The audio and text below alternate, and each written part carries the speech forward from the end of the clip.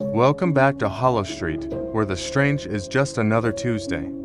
For those of you just joining us, Hollow Street isn't your average town. Things happen here, things that defy easy explanation. And this week, the town's latest mystery is literally written on the walls. It started subtly, a scrawled message on a dumpster behind the old diner. It's almost 1:13. Most people didn't even notice it, just another bit of random vandalism, right? But then it appeared again, this time in bright red spray paint on the side of the public library. It's almost 1:13. No signature, no symbol, just those four cryptic words. The town council, led by Mayor Thompson, was quick to react. He assured everyone it was just a childish prank. "We will not let our beautiful town be defaced by delinquents," he declared at a hastily called press conference. City maintenance crews were dispatched immediately. Armed with power washers and paint rollers, they set to work, erasing the messages as quickly as they appeared. For a day, it seemed like the problem was solved. The walls were clean, the dumpsters were their usual grimy selves, and the town breathed a collective sigh of relief. But this is Hollow Street. Nothing is ever that simple. The next morning, the messages were back, and they had multiplied. It's almost 1:13 was on the post office, the school gymnasium, the town hall steps. It was everywhere. It was like a rash spreading across the skin of the town. The font was always the same, a rushed, slightly tilted script. The color of the paint varied, blue, green, black, but the message was constant. This time, the town's reaction was different.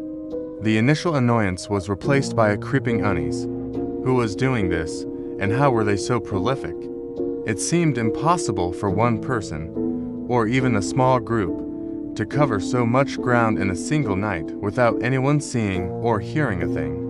The police department put out a call for information, but the only lead they got was from old Mrs. Gable, who swore she saw a shadow moving faster than a startled cat near the clock tower around midnight. Her testimony was, as you can imagine, politely dismissed. The strangest part, the timing. 1:13. What did it mean? Was it a date, a time, a Bible verse? The internet forums dedicated to Hollow Street's peculiarities went into overdrive. Theories flew thick and fast. Some thought it was a secret code for a coming event. Others believed it was a warning from a hidden faction within the town. A few of the more creative thinkers suggested it was a glitch in our reality, a message leaking through from another dimension. Mayor Thompson, growing increasingly frustrated, ordered a second, more thorough cleanup. This time, they would use special graffiti-proof paint. He even authorized a volunteer-led neighborhood watch to patrol the streets. "We will catch these vandals," he promised, his voice tight with determination. Hollow Street will not be intimidated. The cleanup crew, led by a long-suffering foreman named Gus, worked through the day and into the evening. They were exhausted, but they did their job.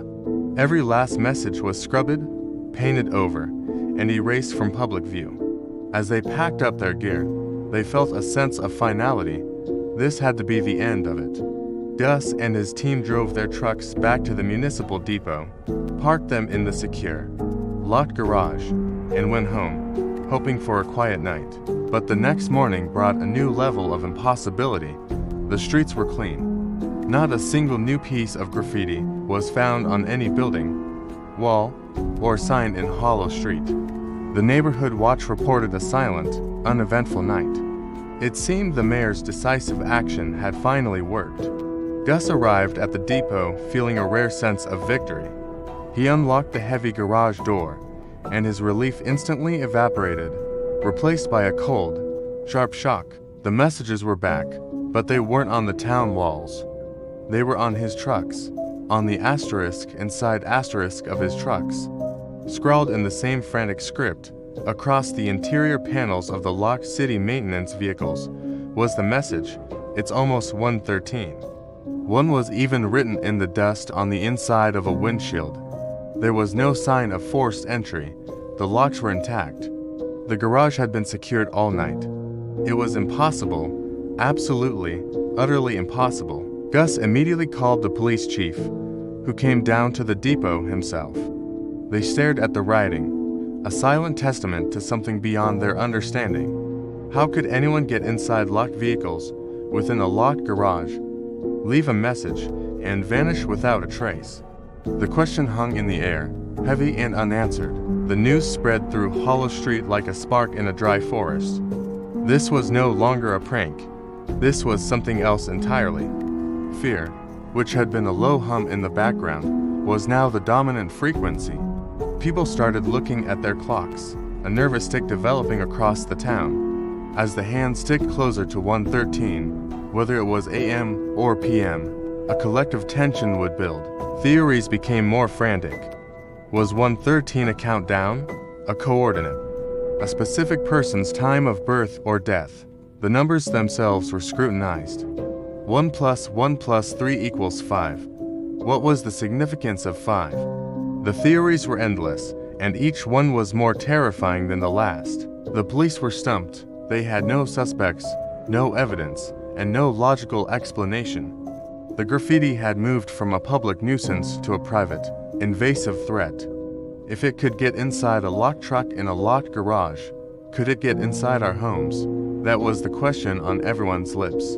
People started double-checking their locks, peering out of their windows at every strange noise. And then, just as the town reached a fever pitch of paranoia, the graffiti stopped. For a full week, nothing. No new messages appeared. The town held its breath. Was it over? Had the mysterious artist simply gotten bored and moved on? Or was this the calm before the storm? The silence was, in its own way, more unsettling than the messages had been. The mystery remained unsolved, an open wound in the town's psyche. The question of what does 1:13 mean was replaced by why did it stop? It was during this quiet week that Sarah, a librarian and amateur local historian, made a connection. She had been digging through the town's digital archives, looking for any historical event tied to the number 113 or the time 113. She found nothing. Frustrated, she decided to look at the physical archives, the dusty boxes of old town records stored in the library's basement. It was there, in a forgotten ledger from over a century ago, that she found it. A barely legible entry from a coroner's report dated January 13, 1898. It detailed a tragic accident at the old textile mill, the very same one that now stands abandoned on the edge of town. A young worker had been caught in the machinery.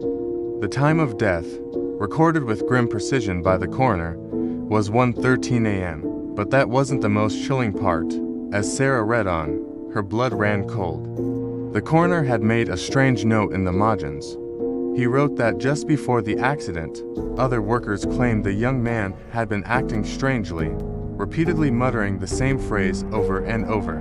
As if in a trance, he was muttering, "It's almost time." The graffiti wasn't a warning about the future. It was an echo from the past. A ghost's final words, amplified and distorted over a century, bleeding through into the present day. The question was, why now? And what did this restless spirit want? Sarah knew she had to tell someone, but who would believe her? She stared at the old, brittle page, the faint ink a whisper from a long-forgotten tragedy. The town had been terrified of a vandal, a prankster. But the truth, she now realized, was infinitely more terrifying. They weren't being threatened, they were being haunted. And as the town clock tower began to chime midnight, Sarah couldn't help but glance at her watch. The hands ticked forward, relentlessly. It was almost 1:13. What happens next? You'll have to join us for the next episode of Hollow Street to find out. This town's secrets are buried deep, and sometimes they refuse to stay that way. Thanks for watching, and if you enjoyed this dive into the unknown, don't forget to like this video and subscribe to the channel so you don't miss a single strange detail. We'll see you next time, right here on Hollow Street.